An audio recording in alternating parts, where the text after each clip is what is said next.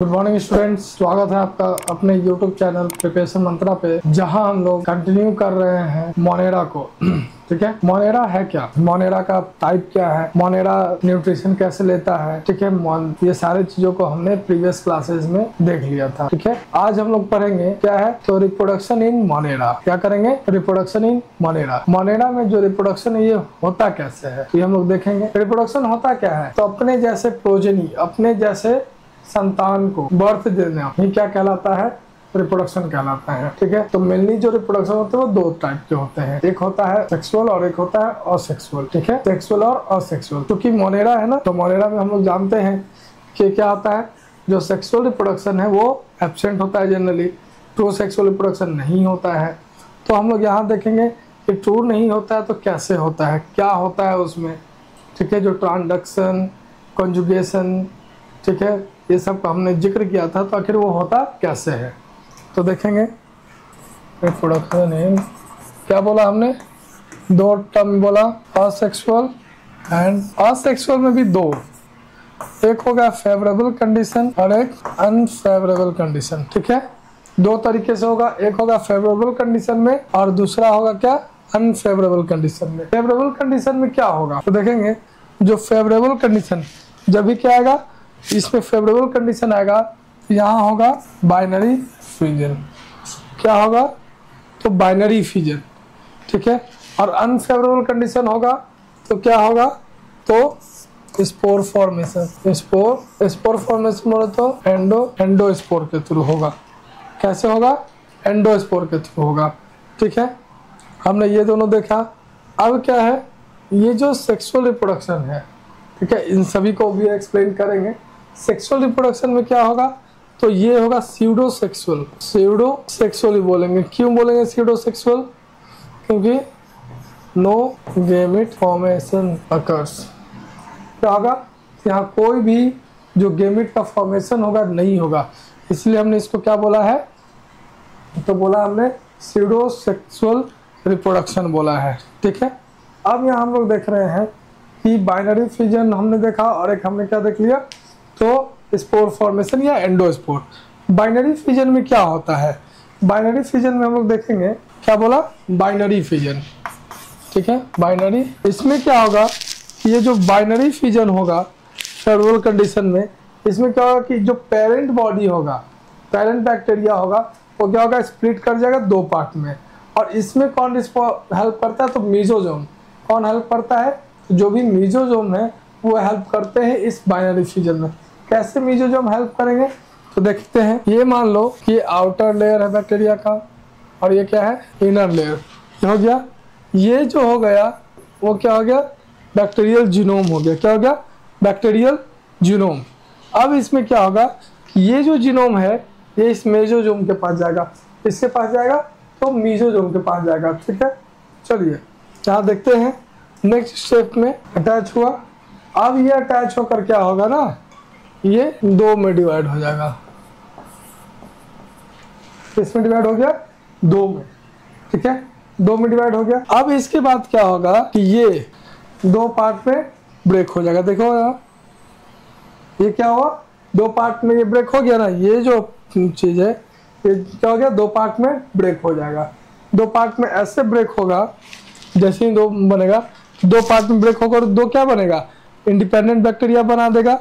तो ये हुआ क्या, तो इसको हम लोग बोलते हैं क्या, तो असेक्सुअल रिप्रोडक्शन में बाइनरी फ्यूजन जो कब हो रहा है, तो फेवरेबल कंडीशन में हो रहा है। कब हो रहा है, फेवरेबल कंडीशन में हो रहा है। अब यहाँ बच्चों देखेंगे कि इसमें जो लाइक इकोलाई वगैरह है। ठीक है, एक चीज और याद रखिए, जनरेशन टाइम होता क्या है। इससे पहले हम जिक्र कर रहे थे किसके बारे में, इकोलाई के बारे में। तो एक नॉर्मल सा उस इकोलाई में बताने से पहले ही हम यहाँ बताए हैं कि पहले जनरेशन टाइम जान लेते हैं। जनरेशन टाइम होता क्या है, तो वो समय है जनरेशन टाइम जिसमें जो बैक्टीरिया होता है वो डिवाइड होता है। बैक्टीरिया क्या होता है, डिवाइड होता है। ठीक है, जनरेशन टाइम क्या है, तो किसी भी बैक्टीरिया, जब कोई भी बैक्टीरिया जब क्या हो रहा है, दो पार्ट में से ब्रेक कर रहा है। कैसे, दो पार्ट में इस तरीके से ब्रेक कर रहा है, तो उसको हम लोग क्या बोलते हैं, जनरेशन टाइम बोलते हैं। तो डबल हो रहा है, क्या हो रहा है, डबल हो रहा है। ठीक है, देख लिया हमने। ठीक है, time when bacteria get double, क्या हो गया, बैक्टीरिया डबल हो चुका है, ठीक है। अब इकोलाई में जनरेशन टाइम क्या होगा, in E coli generation is 20 minutes, ठीक है।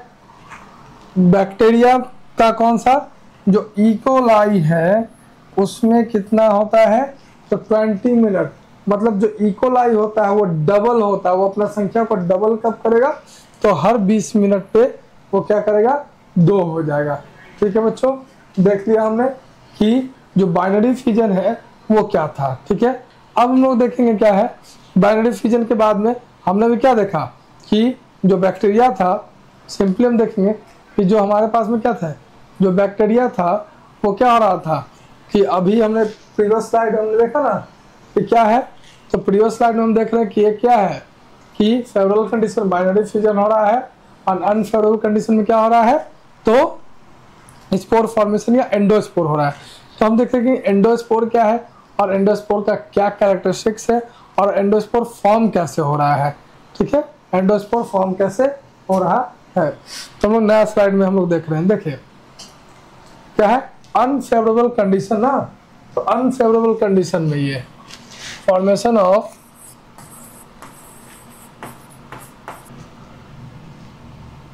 दिस प्रोसेस अकर्स इन, कब होगा, ठीक है, अकर्स इन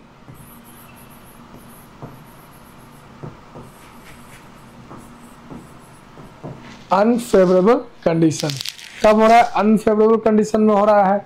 तो अब ये जो स्पोर है, देखो सिंपल सा हम लोग जानते हैं कि जो स्पोर्स होता है वो क्या होता है, माइन्यूट स्पोर्स। कैसा होगा, ये मान लो कि ये क्या है अपना, अरे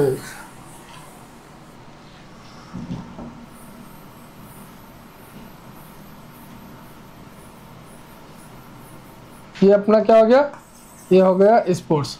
अब देख रहे हैं कि स्पोर्स के अंदर जो व्हाइट वाला दिख रहा है वो क्या है, माइन्यूट सा बैक्टीरिया है। तो अब देखते हैं जो स्पोर्स, जो हमारा जो माइन्यूट सा ये बैक्टीरिया है, ठीक है, अब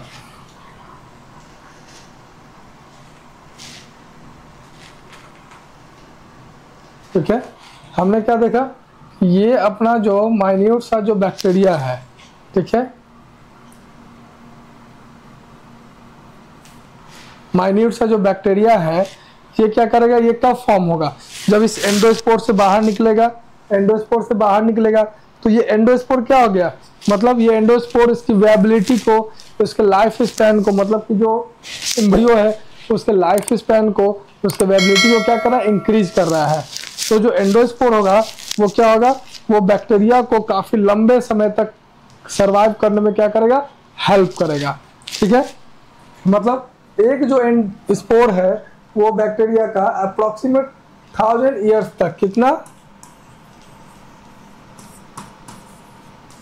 इतना ईयर तक क्या हो सकता है, वो सरवाइव कर सकता है, अलाइव रह सकता है, मतलब विएबल रह सकता है, ठीक है, कोई दिक्कत।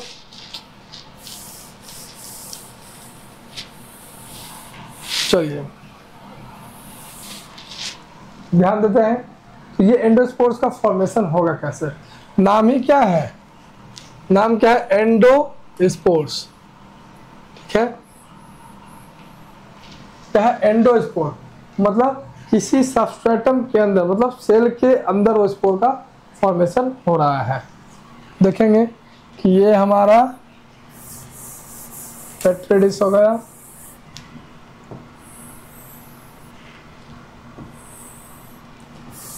अरे लोई में तो नहीं बनता है, हाँ अब बना ये पेट्री डिश, क्या बना, पेट्री डिश।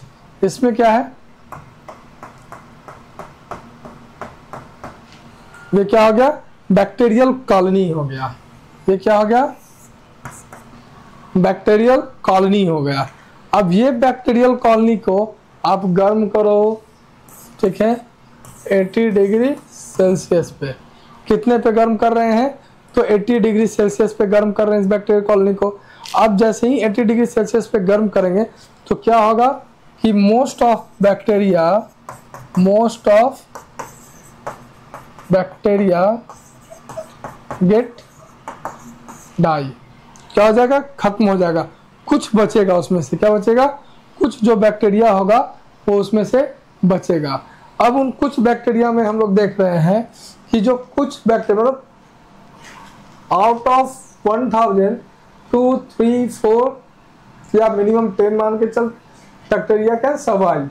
अब वो बैक्टीरिया कैसे सर्वाइव किया, तो वो बैक्टीरिया क्या किया, एंडोस्पोर्स के थ्रू सर्वाइव किया। कैसे सर्वाइव किया, एंडोस्पोर्स के थ्रू सर्वाइव किया। तो एंडोस्पोर्स हुआ क्या, अभी हमने बनाया कि ये अपना क्या है, ये अपना मेन स्पोर है, ये क्या है, मेन स्पोर है।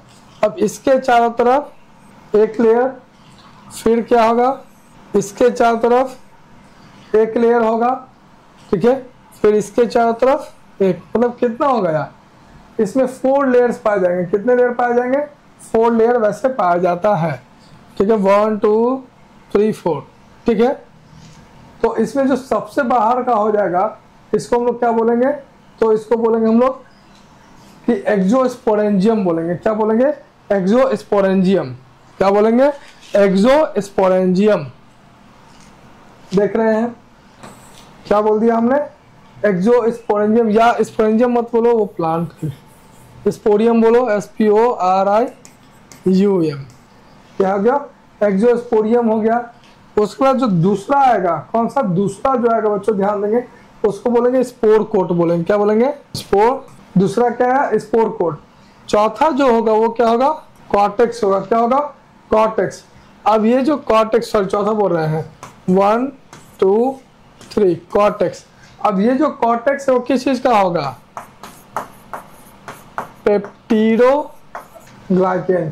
क्या होगा, पेप्टिडोग्लाइकेन का बना हुआ होगा, ठीक है। और उसके बाद लास्ट जो होगा उसको हम लोग बोलेंगे कोर, कोर बोलेंगे। क्या बोलेंगे, कोर वॉल। क्या बोलेंगे, कोर वॉल, ये वाला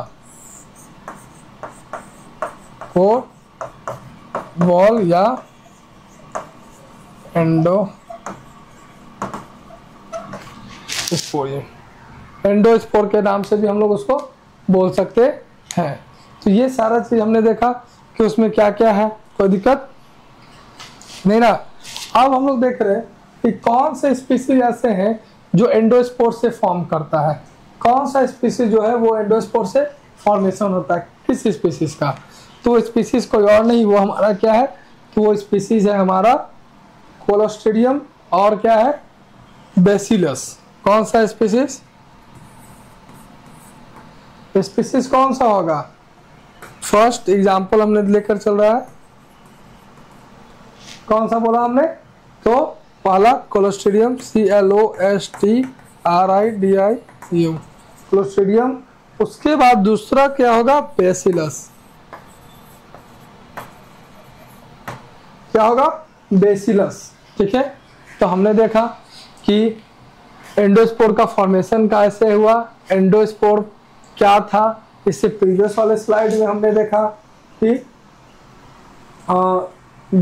ये तो टाइप हमने देखा था। इसके बाद में हमारा क्या था, ये है प्रीवियस स्लाइड जहां हमने देखा कि बाइनरी फ्यूजन कैसे हुआ, और उसके बाद हमने क्या देखा कि ये फॉर्मेशन, एंडोस्पोर का फॉर्मेशन कैसे हुआ। नेक्स्ट हम लोग देखेंगे, नेक्स्ट क्या हम लोग देखेंगे, तो अब हम लोग देखेंगे सेक्सुअल मोड ऑफ रिप्रोडक्शन। क्या देखेंगे, सेक्सुअल मोड ऑफ रिप्रोडक्शन। उससे पहले बच्चों हम लोग ये देखेंगे, सेक्सुअल मोड से पहले क्या, कि जो जीनस अभी हमने क्या बताया कि कोलोस्ट्रिडियम और कौन सा था, तो बेसिलस क्या फॉर्म किया था, एंडोस्पोर फॉर्म किया था, ठीक है।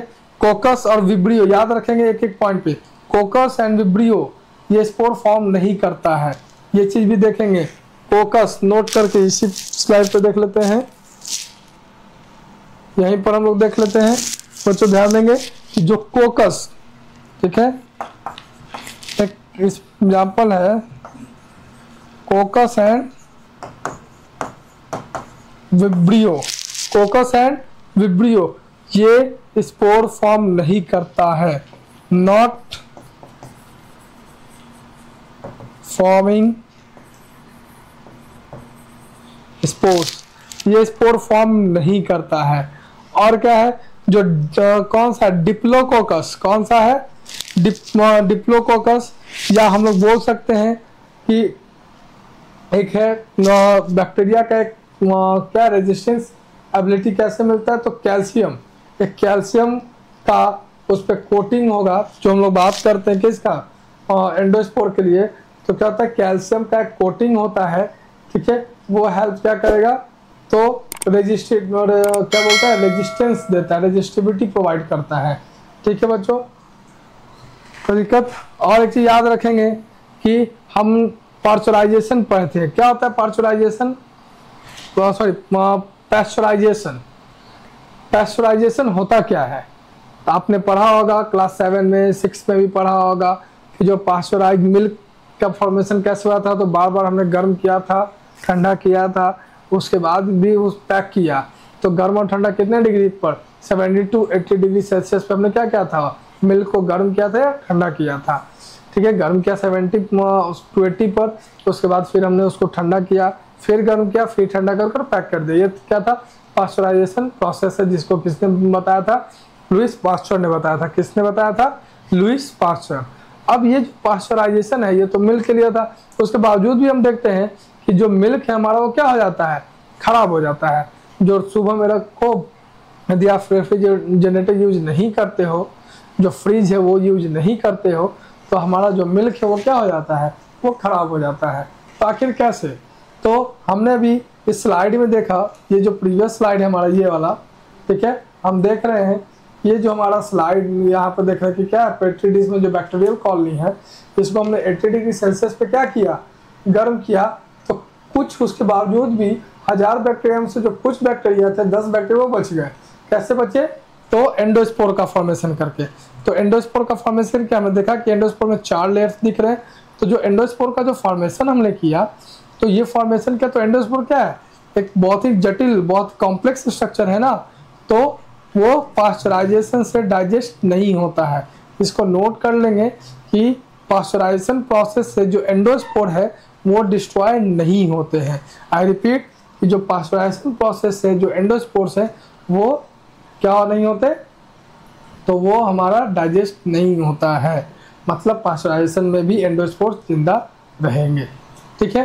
तो हम लोग अब देखेंगे नेक्स्ट स्लाइड में, क्या हम लोग देखेंगे कि सेक्सुअल रिप्रोडक्शन, क्या देखेंगे, सेक्सुअल रिप्रोडक्शन।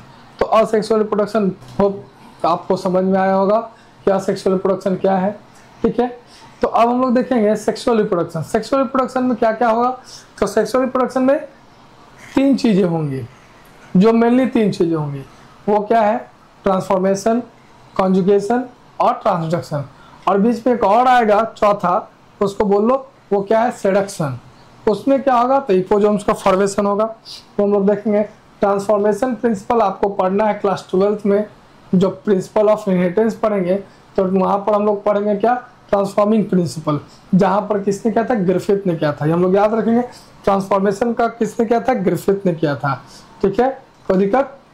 ट्रांसफॉर्मेशन को किसने किया था, ग्रिफिथ ने। उसके बाद हम लोग देखेंगे, क्या देखेंगे, तो जैसे ही ट्रांसफॉर्मेशन ग्रिफिथ ने किया, तो उसी के बाद में क्या हुआ, तो कॉन्जुगेशन, कॉन्जुगेशन को किसने किया था, लेडरबर्ग ने किया था। किसने किया था, लेडरबर्ग। कॉन्जुगेशन और किसको, ट्रांसफॉर्मेशन, कॉन्जुगेशन और ट्रांसडक्शन।